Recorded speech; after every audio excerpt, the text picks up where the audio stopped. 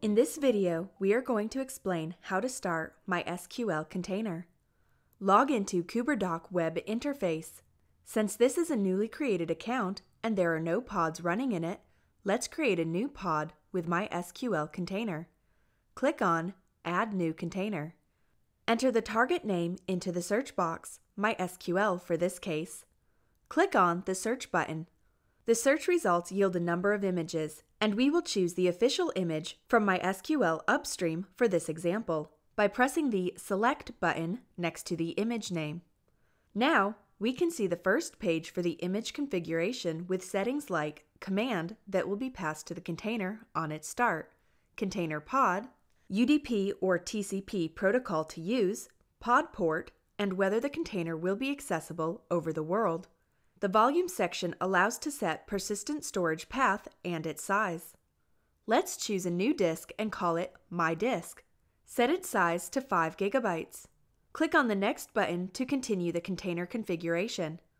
You may need to get more information about the chosen container, which includes directions, how to use it, and what tags and environment variables are available. For that matter, you may click on Learn More About Variables for this image link, so a new page with the direct link to the image description page on Docker Hub will open.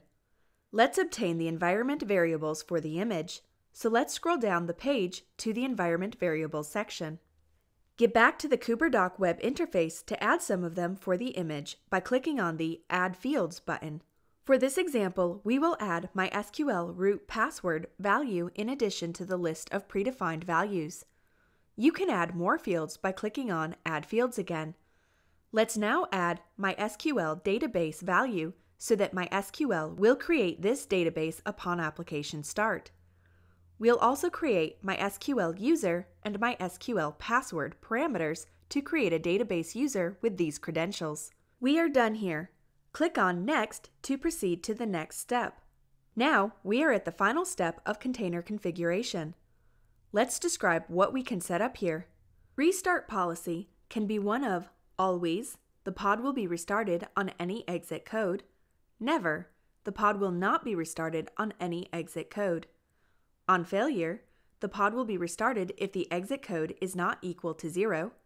Current resource allocation for your pod like storage size, RAM, and CPU core count. Kube type section allows you to choose kube type for your container. Each kube type has its own resource limits and price, so you can choose the most appropriate for you. In this example, we have 2 kube types available, standard and high memory. Let's choose the standard one. We can change the number of kubes available to this container by clicking on plus or minus. The resource allocation will be multiplied or divided accordingly. There is also a pricing section where we can see the billing period, the price for persistent storage, and the total price. There are some other options available, such as going back, save the container, but not start it, and adding more containers to the pod. A few words about MySQL. It requires at least 300 megabytes of RAM to function properly. Current resource limit is set to 128 megabytes, which is pretty low for MySQL. Increase the number of kubes by clicking on plus. When we increase or decrease the number of kubes, the resource limit is changing accordingly.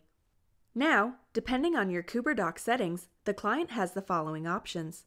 A. If no billing is set, he can start the application manually. B. If there's a billing solution in place, he can pay the invoice and the application will be started automatically, or if the client has some credit on his account, the amount will be charged from his account and the application will be started. So, the pod is starting now. Please allow a few minutes to complete image download and pod initialization process. Once everything is done, the pod status will change from pending to running, so your MySQL application will be ready to use.